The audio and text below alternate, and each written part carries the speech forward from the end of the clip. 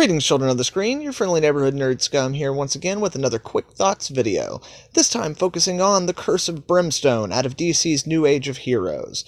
This issue is done by Tam, Jordan, and Barreto, and this book was pretty interesting overall.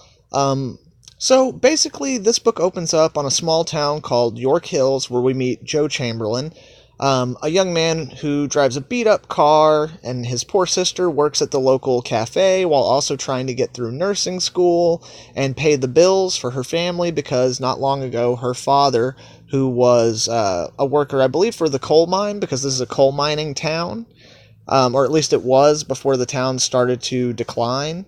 Anyway, their father recently hurt himself on the job, and so his disability and the money coming in from the sister working at the local diner, that is about all they are living on, and they are just barely making it.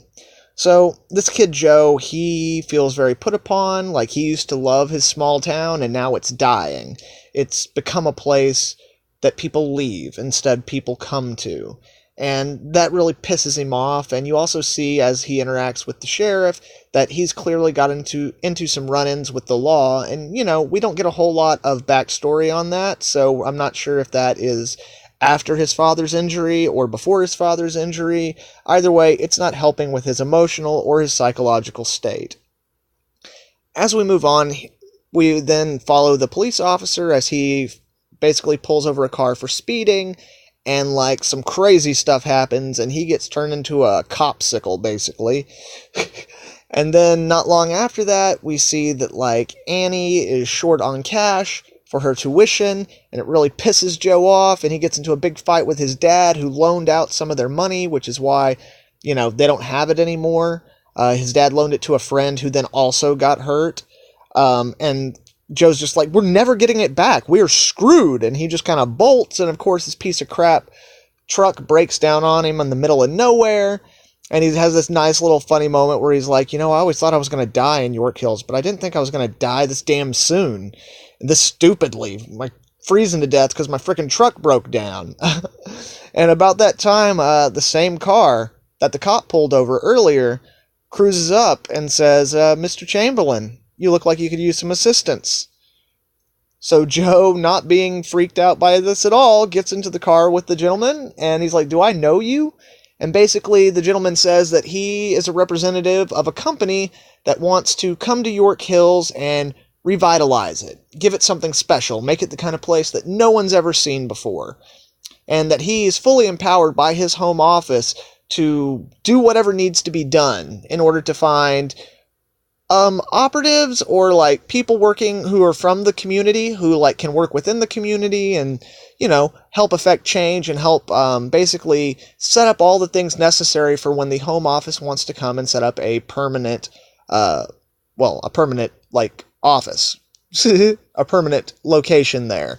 And Joe's skeptical, but at the same time, he is, as I said, his emotional and mental state are not doing great. So, the dude talks him into it, and Joe tells him, he's like, I just want this to be a place that people talk about. I want this to be a place that people will come from. Not just come from far away to see, basically. Like, he wants the town to be good. He wants his sister not to get stuck there. He wants the little old lady who's their neighbor not to have to die alone. Like, he wants the town to flourish and to thrive and all that kind of stuff. And the guy in the car just says, all you have to do is shake my hand. So Joe shakes his hand, and when he does, all of a sudden, he starts getting engulfed by flames, and his skin starts ripping, and he starts becoming this horrible monster. And the guy says, believe me, at this point, with what you're going to do, Brimstone, this town, what happens to it, will certainly be something to talk about, and people will certainly come to see it. And that's where this issue kind of leaves us off. We don't really get a whole lot into the story, but we do get a lot of character setup and character development, and we get like a nice sense of the town. All in all, I enjoyed this book. I did. it still has that issue that so many comics have of the pacing for the trade, especially where in these New Age of Heroes books, the last like 5 pages are always a preview of one of the upcoming books. So it's definitely just kind of like the prologue or the catalyst for it. So it's hard to tell where the story's going to go or if it's going to be a book that I'm going to continue reading, but I am definitely going to check out the next issue. The artwork in the book is absolutely fantastic for the tone and style of storytelling that they're trying to do. It really, really works. All the character models are very recognizable and noticeable, and they don't feel like just generic standard comic book characters. Like, they feel like there's really something going on and they're more complex than that. At the same time, all these New Age of Heroes books, not all of them, but a large portion of them, they feel like it's DC being like, oh, Marvel, you're not going to do a Spider-Man book? Well, we're going to do Sideways. And, oh, you're not going to do Fantastic Four? Well, we're going to do the Terrifics. Screw you. Brimstone, in that regard, feels like this is going to be DC's Spawn / Ghost Rider. This is someone who, a young person, for stupid reasons, makes a deal with a devil and gets granted untold amounts of demonic power, and then basically he will turn on the people who gave him the power and use that power to fight them.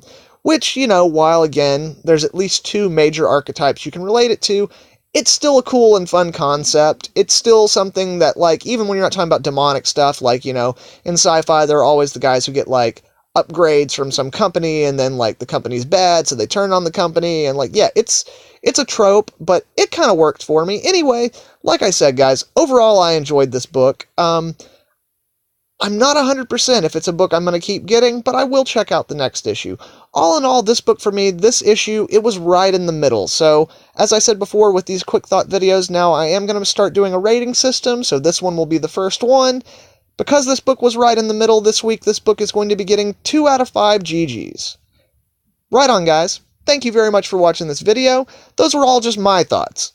If you disagree, or if you have some extra thoughts to add on, let me know down in the comments below. If you like this video, make sure and like it, and share it with some friends. And if you're not subscribed, then please subscribe so that you can check out all the cool content I'll have coming out in the future. Thank you very much for your time, guys. I hope you all have a good one. Nerd Scum.